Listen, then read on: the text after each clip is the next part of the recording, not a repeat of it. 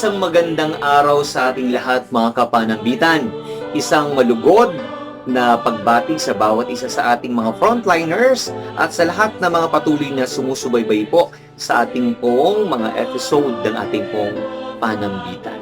Napakasarap po na ang inyong pong mga komentaryo, ang inyong pong mga advice ng lahat ng mga nakikinig, yung inyong pong suporta ay patuloy po na nagbibigay ng lakas ng loob upang ang ating pong mga gampanin sa panambitan ay maibigay po natin yung pinaka-the best para po sa ating Panginoon at para sa paglilingkod sa lahat ng mga nangangailangan sa pakikinig ng kabuhayan ng salita ng Diyos. Naalala ko po tuloy ang kwento at paalala sa akin ng aking lola na make it sure, apo, sabi niya, na ang mga halaman ay kinakailangan talagang diligan.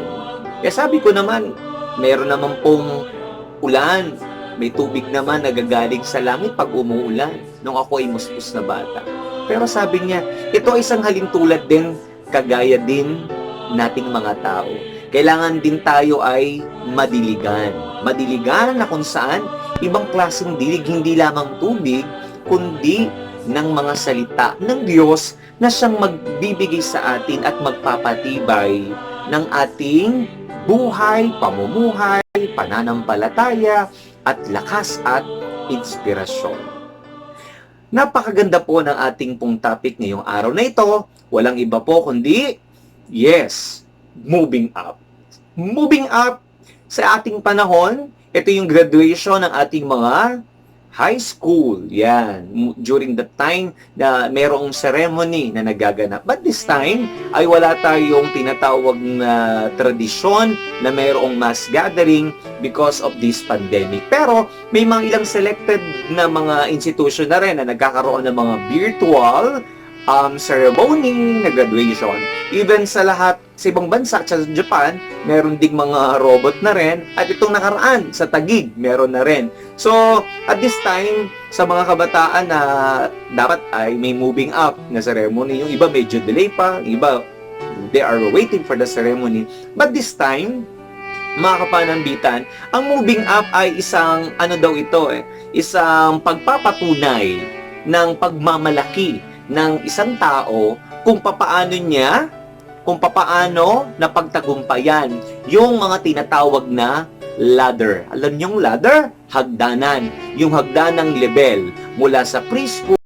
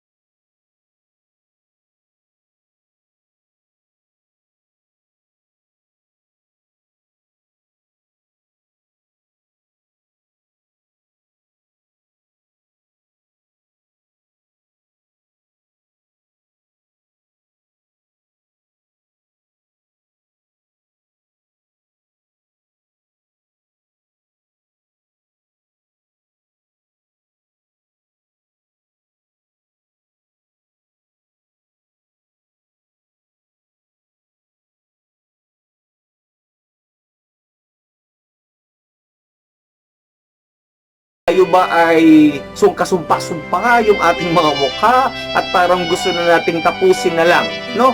Ang moving up ay isang acknowledgement, isang part ng recognition, isang malaking moral at nadidignify yung katauhan ng isang tao na meron tayong napapatunayan. Kaya nga sabi ng ilan, wala ka naman kasing pinag-aralan, hindi ka naman kasi graduate, hindi ka naman kasi kagaya namin. Very harsh yung mga salita na ito, pero madalas, anumang meron kang pinag-aralan, anuman ang iyong napuntahan na tugatog, madalas, daig pa yan ng walang pinag-aralan, pero mababa ang puso, ang pagmamahal sa kapwa at paglilingkod na merong ganap na katotohanan. Bakit? Dahil ang lahat ng medalya na ito, lahat ng recognition, acknowledgement, yan ay panlupa, na kailanman ay hindi natin madadala sa langit. Tandaan, dapat maging maliwanag sa atin ano ba ang goal ng bawat isang Kristiyano, ng isang mananampalataya. Ikaw, ano ba ang goal mo? Ang goal mo ba ay para magpasikat o gustong sumikat? Isang programa yon, di ba? Na kung saan ganito tayo Pag ba ako ay magper-perform, no, ng mga gampanin para sa paningin ng Diyos, ay para ba magpasikat lang? Para ba ako ay magkaroon ng kumpiyansa? Ganito. Kaya kung titignan natin, mga magulang ko, kapag may points, kapag mayroong spotlight, kapag may media, we are totally performing very well. Pero pag wala din. Parang ladder, mabilis kaagad na itope at mag-pack up. Remember, from the verse from Job, from Job, chapter 34, verse 32, Bible says, Lord, teach me what I cannot see. Anong ibig sabihin? Lord, teach me what I cannot see.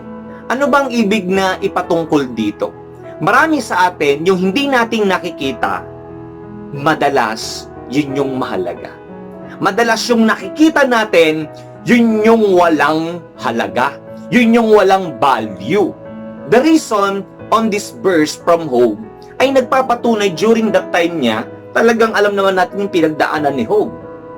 Yung kapintasan, yung kahinaan, yung dinanas niya, pero napagtagumpayan niya na parang isang ladder na kanyang tinahak at nagpapatunay kung papaano din dapat din nating pamarisan para tayo din ay magtagumpay. So, ibig sabihin, tawagin natin ng Diyos kagaya ng sinabi niya doon, Lord, teach me what I cannot see. Ano ba ang iyong hindi nakikita? Kaya nga, di ba? Think before you talk. Think before you teach. Think before you click. Why? Kasi in every words, parang click yan. We are talking. Parang sounds good kung ito ay nagbe-benefits for our fame and credibility. Remember this from Matthew chapter 6 verse 33. But seek first the kingdom of God and His righteousness, and all these things will be added to you. Ito yung dapat din natin na magdilig sa atin, no? Hanapin natin, ano ba yung dapat na hanapin daw talaga? Yung kingdom of God, yung kaligtasan. Ito yung kaligtasan na ito, maraming mga iba't ibang eksplanasyon ang ating ibang mga pananampalatayang kapatiran. Pero ang kaligtasan ay hindi lamang ang pagsisimba, hindi lamang ang pagsamba, hindi lamang ang pagpasok sa loob ng mga kapilya, pagpasok sa loob ng mga sambahan, kundi ang totoong kingdom of God, yung tinatawag na mga gawa, yung tinatawag na output, how you conclude. Parang sa science, I therefore conclude, di ba? Parang sa science, may experiment, Pero madalas tayong hanggang saan? Doon pa lang sa objective, no? Hirap na tayo. Pag nandun na tayo sa tinatawag na experimental period na nag-experiment na tayo, madalas doon tayo nabababad. At pag tinapos na, hindi na tayo nakakapagpasa. Bakit? Ay, okay na yan. Yung conclusion na yan, okay na yan. Kaya, kung ano mailagay natin at the end, I therefore conclude, ay ganito pala, ganito pala. Kung ano na lang yung thought. Kasi, hindi ka kasi nagiging accurate. Anong accurate na ito? Dapat tayo sa pang-araw-araw na ginawa ng Diyos, no? Yung righteousness na ito, yung kingdom of God, binibigyan natin to ng isang ganap na hustisya, ng isang pagsanggalang, ng sa ating pagkatao, na nagpapatunay na we are firm on our decision. We are firm on our reaction. Kasi ito ay babalik sa atin. At from the book of Genesis, chapter 16, verse 13, you are the God who sees me. Kasi ang Diyos talaga, siya ang nakakakita sa ating lahat. Yes, we are moving up. Ang tanong, naka-moving up ka na ba? Kamag-anak yan ng word ng nakapag-move on ka na ba? Hindi mo kinakailangan na magmakaawa at i-please ang tao para paniwalaan ka. Dahil sa anumang gagawin mo, sa anumang desisyon mo, ang magpapasaya pa rin sa iyo yung sarili mong desisyon. Kahit na anong gawin mo, nilikha tayo at nabuhay tayo sa mundo na ito, hindi para kontrolin at para tayo ay mamuhay na lamang dahil sa kanilang mga sasabihin. Dapat tayo ay namumuhay doon sa paningin ng Diyos, doon sa direksyon ng Diyos, kung ano ang nais niya para sa atin, para sa bawat individual sa atin. Maraming panahon na tayong sinayang na dapat yung bawat panahon na may dumarating sa atin, teka muna, meron na bang accomplishment, no? Meron ba akong recognition? Di ba yung mga magulang? Ikaw, di ba? Madalas tinatanong mo, yung anak mo ba may award ba? Ay, yung anak ko valedictorian. Yung anak ko summa cum laude. Yung anak ko ang daming medal. Pero yung ibang nanay, okay na ako. Ang mahalaga yung anak ko, may diploma, may pagtanggap, may kababaan. Kasi bakit? Hindi sa sertipiko nakikita yung totoong kagalingan mo. Ang totoong kagalingan natin, nakikita ito saan? Yung tinatawag na action. Yung tinatawag na mayroong pagkilos, may arms, may force.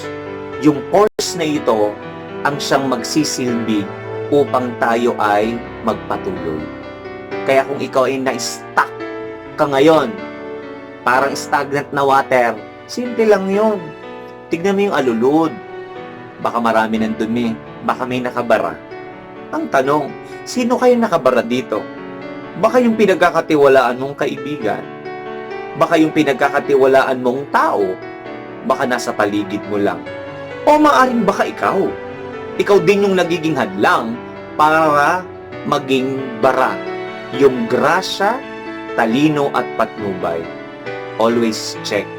Tignan nating mabuti kung yung dumadaloy ba na ito, yung nagsisirculate ba na ito, ay meron ba siyang bunga o wala. Moving up, ang Diyos ay nagkaroon ng isang moving up. Siya ay umakyat sa langit, kapiling ang Ama, at nagpapatunay na ang kanyang pamumuhay sa mundo na ito, sa pakikipara niya sa tao, ay patuloy siyang nagtagumpay.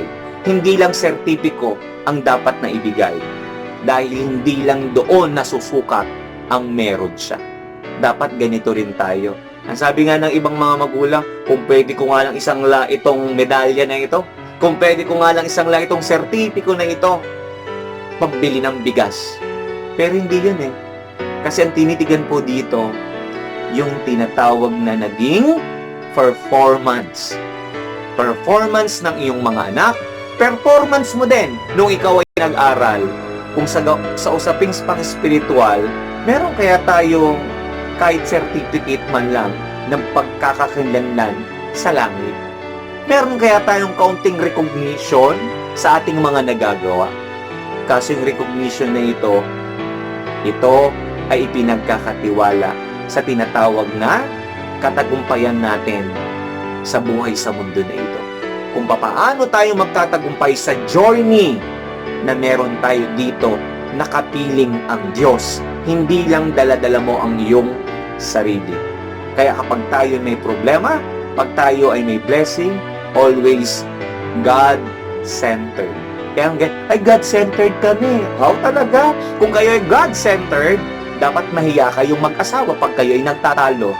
Kung kayo ay God-centered o Christ-centered, make it sure na pag nagkatalo kayo ng anak mo, nagiging pilosopo, at ikaw bilang isang anak na sumasagot sa magulang, kung God-centered ka at Christ-centered, medyo mahiya. Kasi kapiling natin ng Diyos. Kaya dapat alam natin yung mga bawat technical na mga bagay upang walang maging hadlang sa mga biyayang inaasahan natin. Kailangan nating linisin. Ang paglilinis, simple pero mahirap. Kasi kailangan mo ng walis at ng pandakot. Ang panglinis at pangdakot na ito ang sumisimbolo sa pamamagitan ng ating pagpapakababa, pagtanggap, at pagsuko, repent. Pagsuko natin sa ating Panginoon upang dumaloy yung biyayang walang hanggan na nais nating tamasahin habang nabubuhay. Teka lang, bago magtapos, ang mundo na ito ay hindi impyerno. Di ba sinasabi mo yan? Di ba narinig mo yan? Impyernong buhay ito. Hindi ito impyernong buhay. Ikaw ang naglagay ng apoy sa paligid mo. Dahil ang mundo na ito, lupa man, langit din. Amen. Samahan niyo po ako sa isang munting panalangin. Ave Maria Purísima, sa pangalan ng Diyos Ama, Anak ng Espiritu Santo. Amen. Salamat Panginoon sa iyong walang hanggang biyaya at pagpapala. Patuloy niyo kaming pinagkakatiwalaan sa lahat ng aspeto at pamamaraan. Itinatanghal namin sa iyo ang inyong walang hanggang biyaya at pagpapala at dumudulog kami sa aming pong mga pagkakasala, pagkukulang at kahinaan. At patuloy niyo nawa kaming i-bless, lalo na po yung aming mga mahal namin sa buhay, yung mga nasa baling ng karamdaman, yung mga malayo sa pamilya na nakikipagsapalaran sa abroad na naglalakbay ngayon, yung po mga volunteers, yung aming mga leaders. Ang lahat po ng ito ay aming pong samo sa matamis na pangalan ni Jesus. Amen. Ave Maria Purísima, sa pangalan ng Diyos Ama, Anak at ng Espiritu Santo. Amen. Maraming salamat po sa inyo pong patuloy na pagsubaybay at pakikinig.